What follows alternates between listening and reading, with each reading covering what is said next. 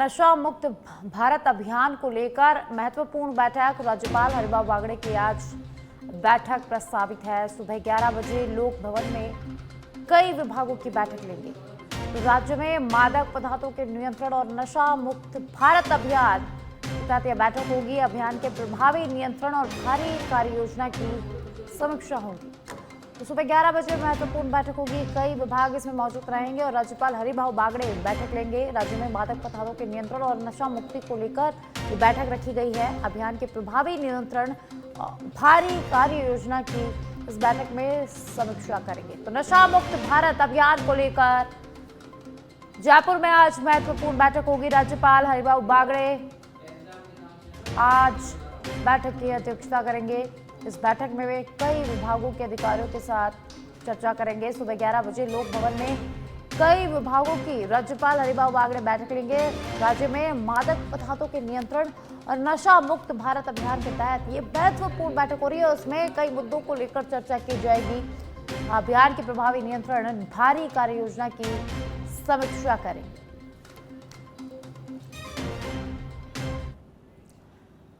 राजस्थान के कृषि विभाग ने डिजिटल प्रशासन की दिशा में बड़ा कदम उठाते हुए आर्टिफिशियल इंटेलिजेंस यानी कि एआई को कार्यप्रणाली में शामिल करना शुरू कर दिया है। जयपुर स्थित पंत कृषि भवन में अधिकारियों को गूगल क्लाउड टीम ने जेमिनी एआई का विशेष प्रशिक्षण दिया है। प्रशिक्षण में सरकारी पत्र, draft, note sheet, poster, brochure, social media post और शॉर्ट वीडियो तैयार करने में एआई के व्यवहारिक उपयोग की जानकारी दी गई है। साथ ही स्थानीय भाषाओं में किसानों तक योजनाओं की जानकारी पहुंचाने और पात्र किसानों को अधिक प्रभावी ढंग से लाभ दिलाने पर इसमें जोर दिया गया। कृषि आयुक्त नरेश कुमार गोयल ने कहा कि एआई के जिम्मेदार उपयोग से विभाग की कार्य कुशलता, पारदर्शिता और किसान केंद्रित सेवाओं में उल्लेखनीय सुधार होगा।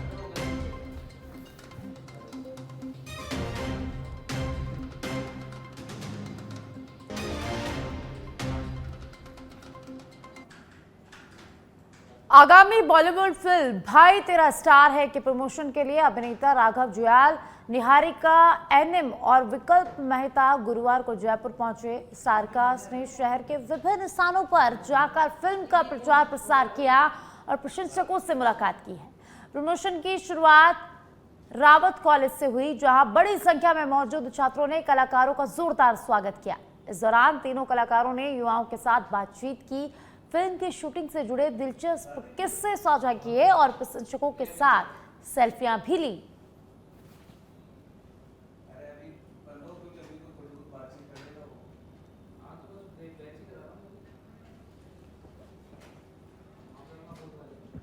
और अब खबर हनुमानगढ़ से है, जहां हनुमानगढ़ पुलिस ने अपराध और नशे पर प्रभावी नियंत्रण के लिए शनिवार से सेफ सिटी इनिशिएटिव शुरू करने की घोषणा की है। जिला एसपी बी आदित्य के निर्देशन में शहर की समस्याओं की पहचान कर उन पर जन भागीदारी के साथ कार्रवाई की जाएगी। इस पहल के तहत डॉक्टर, इंजीनियर, प्रशासनिक अधिकारी, सामाजिक संगठनों, महिलाओं और जागरूक नागरिकों की एक समिति बनाई जाएगी, जो हर महीने बैठक करेगी और सीएलजी बैठक में नशे के मुख्य सप्लायरों पर सख्त कार्रवाई और चंडीगढ़ हॉस्पिटल क्षेत्र में बढ़ती अनैतिक गतिविधियों का मुद्दा भी प्रमुखता से उठाया गया है। एसपी बी आदित्य ने विद्यार्थियों और आमजन की सुरक्षा को सर्वोच्च प्राथमिकता बताते हुए प्रभावित क्षेत्रों में नियमित पुलिस और पैदल गश्त बढ़ाने के निर्देश दिए हैं।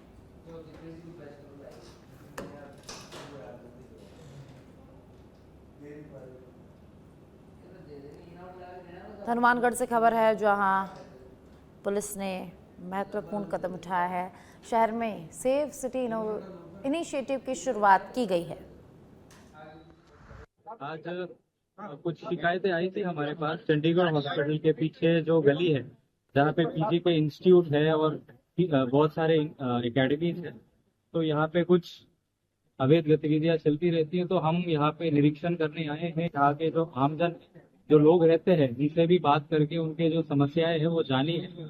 तो यहाँ पे हमारा जो पेट्रोलिंग है, जो निगरानी है, वो बढ़ाएंगे, ताकि यहाँ के जो लोग रहते हैं वो भी सुरक्षित फील करें और जो बच्चे यहाँ पढ़ाई करते हैं उनको किसी तरह का कोई परेशानी नहीं हो। आज कुछ जयपुर से खबर है, राजस्थान कर्मचारी चयन बोर्ड से जुड़ी ये खबर सामने आई है, जहां आज पर्यवेक्षक भर्ती परीक्षा आयोजित की जाएगी। 14 जिलों में 405 परीक्षा केंद्रों पर परीक्षा होगी। परीक्षा में 1,21,000 अभ्यर्थी शामिल होंगे। तो जयपुर में सबसे ज्यादा 84 परीक्षा केंद्र बनाए गए हैं। जयपुर में बनाए गए केंद्रों पर 26,400 अभ्यर्थी परीक्षा देंगे।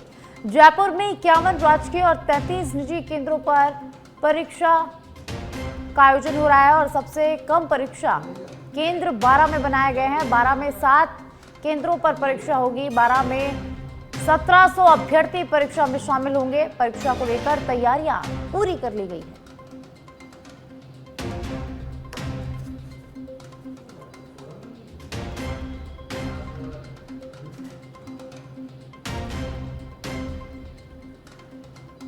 तो राजस्थान कर्मचारी चयन बोर्ड से जुड़ी एक खबर है, जहां आज पर्यवेक्षक भर्ती परीक्षा आयोजित होगी। 14 जिलों में 405 परीक्षा केंद्र बनाया गया है और जिन पर परीक्षा होगी, इस परीक्षा में 1,21,000 अभ्यर्थी शामिल होंगे।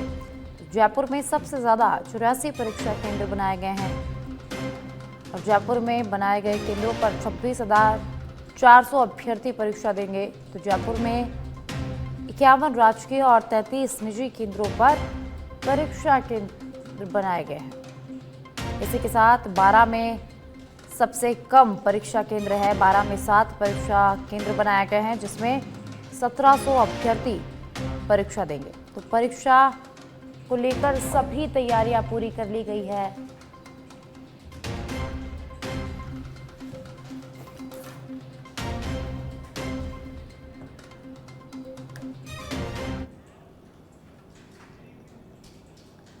दीपेश, आज प्रदेश में पर्यवेक्षक परीक्षा का आयोजन हो रहा है और जयपुर में 84 परीक्षा केंद्र बनाए गए हैं। आप कहाँ इस वक्त मौजूद हैं और क्या कुछ जानकारी है मौके पर, क्या कुछ आप देख पा रहे हैं?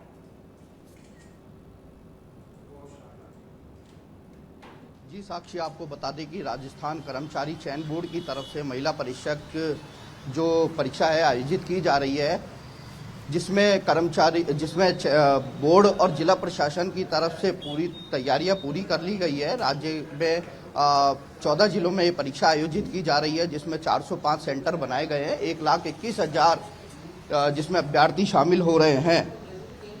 और जयपुर की बात करें तो जयपुर में सबसे अधिक जो परीक्षा केंद्र बनाए गए हैं, जिसमें 84 परीक्षा केंद्र है, जिसमें जो 51 है जो राजकीय है और 33 है जो निजी परीक्षा केंद्र इसमें बनाए गए हैं, जिसमें जयपुर में 26,400 अभ्यर्थी शामिल होंगे।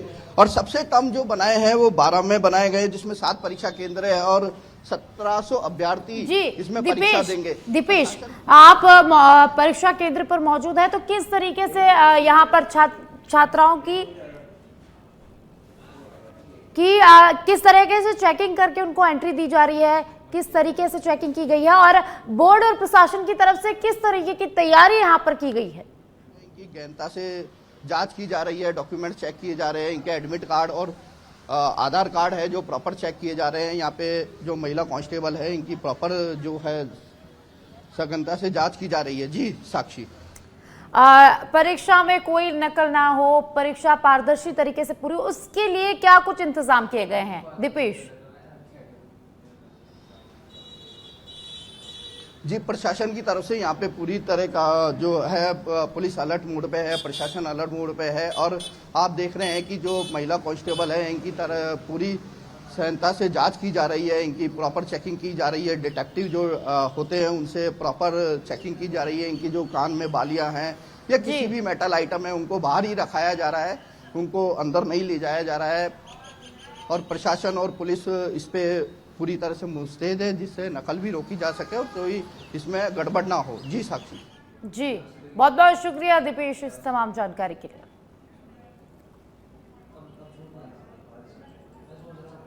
डीजी लंबी छुट्टी पर, साहब को करना पड़ेगा इंतजार। प्रमुख टास्क के सुधार के लिए लाए गए डीजी लंबी छुट्टी पर है। और अब 2 महीने बाद ही नवाचार पर काम होगा। प्रस्तावित मीटिंग में पुरानी कवायद टीम के साथ साझा होगी जानकारी।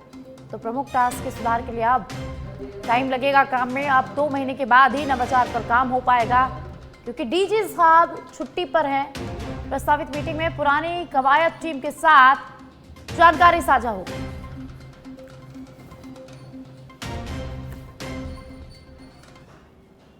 और अब खबर सीकर से है। सीकर शहर की ट्रैफिक व्यवस्था में बड़ा बदलाव होने जा रहा है। शहर में 10 जगह ट्रैफिक लाइट्स लगेंगी। इतना ही नहीं, सीकर में 1 वे बनाने के लिए स्पाइक्स लगेंगे और साथ ही शहर में 3 एरिया नो व्हीकल जोन होंगे। गुरुवार को सीकर एसपी प्रवीण नायक नुनावत ने इसको लेकर अधिकारियों के साथ शहर का पैदल दौरा किया है।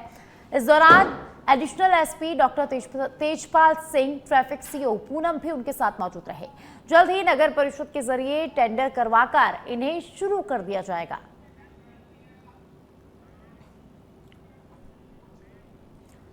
गुजरात और महाराष्ट्र में हो रही भारी बारिश का असर रेल यातायात पर साफ दिखाई देने लगा है, जिसके चलते अरावली एक्सप्रेस और रणकपुर एक्सप्रेस को रद्द कर दिया गया है, जबकि बांद्रा एक्सप्रेस को स्टेशन पर रोकना पड़ा।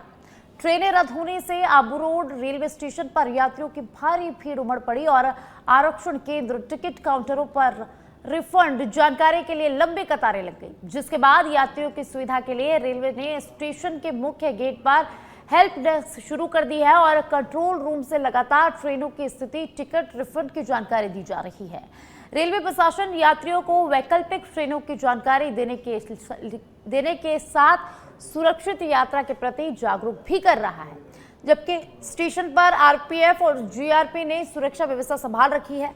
रेलवे ने यात्रियों से यात्रा शुरू करने से पहले अपनी ट्रेन का स्टेटस अवश्य जांच करने की अपील की है और मौसम सामान्य होने तक रेल सेवाएं प्रभावित रहने की भी संभावना जताई है।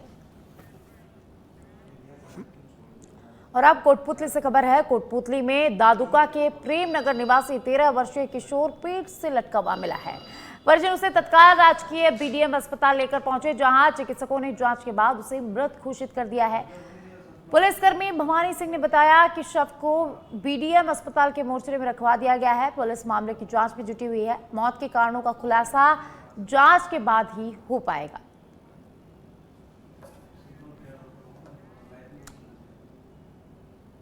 अलवर के रैणी उपखंड की ग्राम पंचायत बेरेर में पीडब्ल्यूडी की कथित अनदेखी के चलते मुख्य सड़क पर जलभराव हो गया है, जिससे लोगों का आवागमन इसमें प्रभावित हुआ है। हालात ऐसे हैं कि स्कूली बच्चों को जूते चप्पल हाथ में लेकर गंदे पानी और कीचड़ से होकर स्कूल जाना पड़ रहा है, तो दूसरी ओर कई बच्चों की किताबें भी यहां पर भीग गई और चप्पलें पानी में बह रही है। ग्रामीणों का आरोप है कि समस्या की जानकारी पीडब्ल्यूडी अधिकारियों को कई बार दे दी गई, लेकिन अब तक कोई प्रभावी कार्रवाई यहां पर नहीं की गई है। आक्रोशित ग्रामीणों ने जिला कलेक्टर से हस्तक्षेप कर जल्द पानी निकासी और सड़क की व्यवस्था दुरुस्त कराने की मांग की है। ग्रामीणों ने चेतावनी दी है कि यदि जल्द ही समाधान नहीं हुआ तो वे विरोध प्रदर्शन कर प्रशासन के खिलाफ आंदोलन करेंगे। और अब सवाल यही है कि क्या शिक्षा की राह में यूं ही बदहाल व्यवस्था का पानी बहता रहेगा?